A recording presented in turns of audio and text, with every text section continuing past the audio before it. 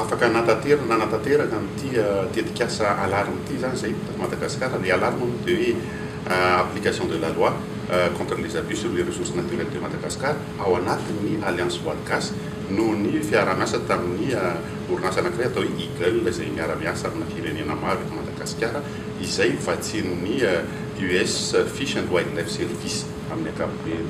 Dia tena fanampiana amin'ny resaka fiara-miasa amin'ny fanjakana zany le izy.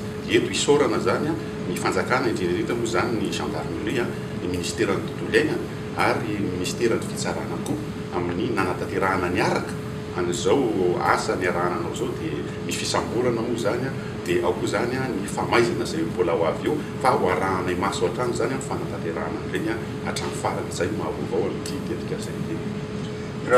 Sotra-petsaka anareo tonga miresaka aminay taty androany.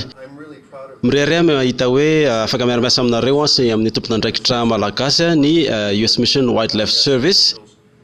Tena zava-dehibe ny rahantsika miasa iarovana ny zavaboary eto Madagasikara ary ny karazana fiara-miasa ohatran'izao ny tena ilaina mba ahitantsika fahombiazana.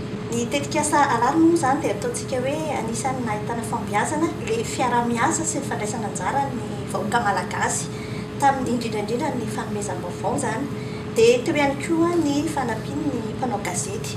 Zany hoe natsapana fa manana andraikitra ihany koa amin'ny fiarovana ny tontolo iainana ireo harena voajanahary zany ny mpanao gazety malagasy. Dia tsy adino moa fa anisan'ny mitondra ny anjara birikiny ihany koa ao anatin'ny tetikasa ireo mpikambana izay misy fikambanana eo amin'ny 20 mandrafitra ny Alliance Voile-Gasy. Malaza be ny kokola eto Madagasikara kanefa araka ny hita dia misy ireo olona izay te hiala amin'izany rafitra izany.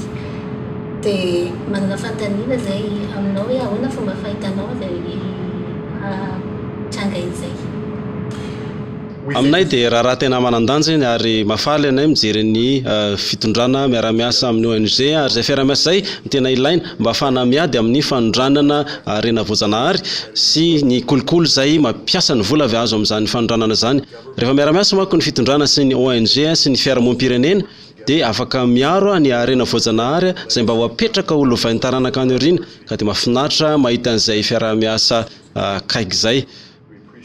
Ary manateny izay mba hitohy izay fiara-miasa amin'ny fitondrana sy ny ONG izay. Zay eto ny Alliance Voile-Gasy dia manatena ny fiara-miasa hatrany amin'ny ministère-ny fisarahana ny gouvernement sy ny anareo atao ny ambasadany amerikana mahakasika ny abus na resaka ressources naturelles eto Madagasikara.